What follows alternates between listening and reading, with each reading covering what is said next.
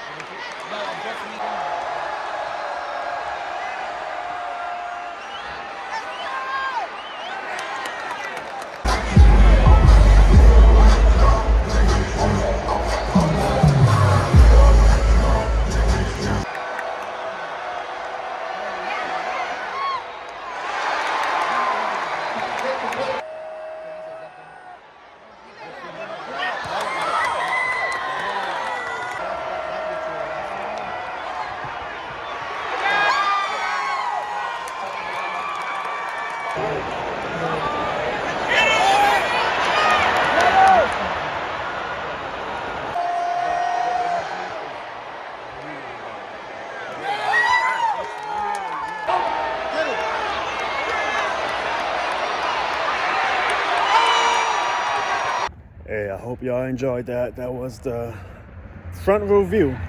The New Orleans Saints versus Las Vegas Raiders. I know I usually do different types of vlogs and reaction videos.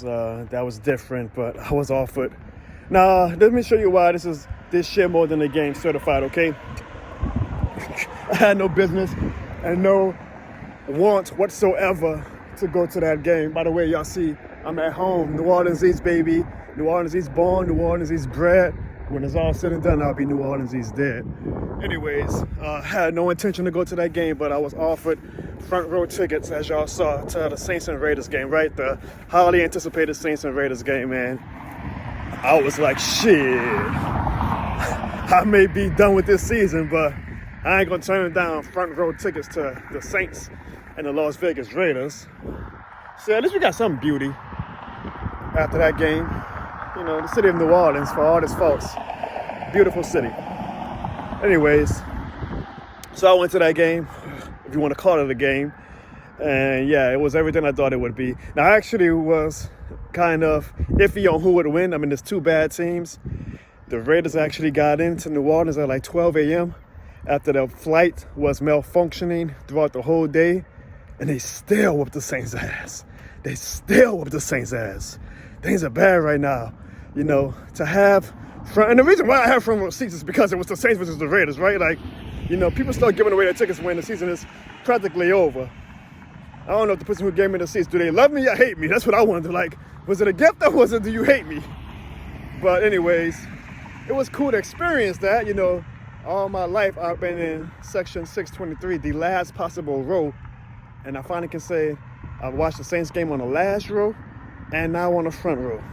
And as cool of an experience as it was, the vibes were horrible because the fans are just so fed up with everything and they're just over it. They're over it. There's nothing really to get excited for. Like, Ryder had a few good plays, but he's still a fifth-round quarterback, right? And you have to ask yourself, do you want to take the time to invest in him? Now might be the time, right? Like, sure doesn't look like next season or anytime in the foreseeable future we're going to be a competitive team. So do you want to use these years to develop Ryder and see if he is something that can be a piece that you can hold on to the future? My opinion is that the quarterback of the future is not on the Saints team right now. Who is that quarterback? Who knows? But he's not on the Saints roster right now. And that's not much to say, y'all, that I haven't said all season already. The only thing that I'll maintain and continue to pound home is that Gail Benson needs to answer for this. Gail Benson and Dennis Lucia, they need to answer for this. Because I know Mickey Loomis is just going to give us word salad, right? He's going to give us the same old, yada, yada, yada. Hell, even if you look at the Pelicans side, I know David Griffin is going to give us word salad. I know what those two are about. Gail Benson right now is the owner of two of the worst teams in two leagues. In two leagues. She needs to answer for that and just show that she gives a damn. Somebody say, oh, yeah, well, she stepped in and fired Dennis Allen, and I give her credit for that, but I'm not going to give her a standing ovation for firing a head coach who was one of the worst head coaches in the league after you let Mickey Loomis triple down on him. I want to know that the suits on Airline Drive actually care.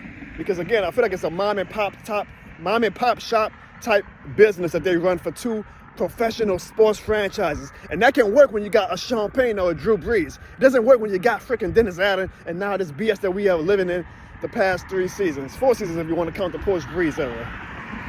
I want to know that they feel that urgency that the fan base feels. Because I feel like they don't. I feel like they live in their little bubble where it's like, yeah, we know things are bad, but hey, we'll do this and that and get the fans back excited and all that. No, they need to know, right? Like, they need to know that things are bad. They need to know that change is severely needed for both franchises.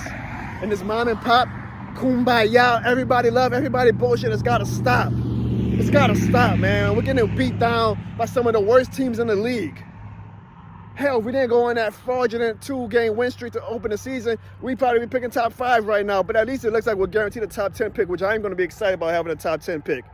Assuming that this franchise actually does the right thing this offseason and start tearing things down. I mean, Cam Jones had his whole family out this past game. It looked like it was him kind of saying, without saying that this is his last game as a Saint. If it is, Cam Jones, thank you for all the memories. I don't know if he's trying to retire or if he just feels like he might not be a Saint next year. And if he isn't, good. He should go play for a contender. Him, DeMario, Tyrann Mathieu, all of them should go play for contenders, man, and like finish their career playing for something. And not this sad-ass franchise and where we're at right now, because we are in a bad spot right now.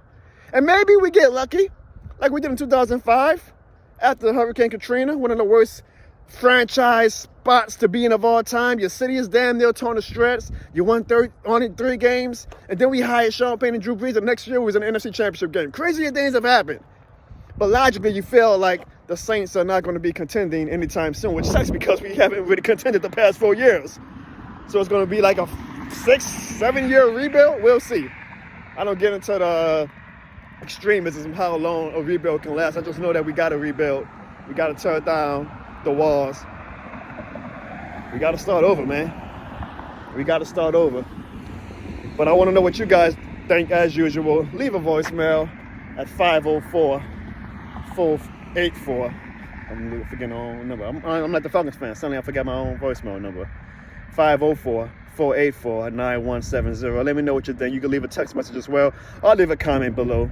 Hopefully this video was entertaining to you guys, where you guys can at least get a point of view of how it is to have front row tickets. Hey, if there's one thing this great content has bought me, is experiences like that, right? So hey, I appreciate the gesture and offers from fans, reach out to me for some cool moments and experiences like that. I'm gonna go get ready to, because I actually was not emotionally invested in that game, hence why you didn't see much commentary from me. But I will be emotionally invested in this Commanders and Falcons game tonight, which we'll know the result by the time you guys probably start watching this video tomorrow. And if the Falcons lose, their playoff fate will be in the Saints' hands. They would need to not only win next week, but they would need the Saints to beat the Buccaneers. And that's going to be our Super Bowl, having to watch the Falcons fans cheer for us, knowing damn well that we probably got no shot at being the Bucs. That's going to be my Super Bowl. So I'm really hoping that Jaden Daniels and the Commanders beat the Falcons tonight so that we can get the last laugh on the Falcons, like we always do, right? But as bad as things have been, y'all, always remember, we're not the Atlanta Falcons. I hope you guys enjoyed that video. If you did, if the algorithm brings you here, hit that like and subscribe button, please. Or not, I'm just a lonely Saints fan. But I'm not the law, guys. See y'all next time as we close out the season next week. And always remember, no matter what, though, this shit more than a game. And never forget, $28.03. The price of the This Shit More Than a Game merch. On sale now.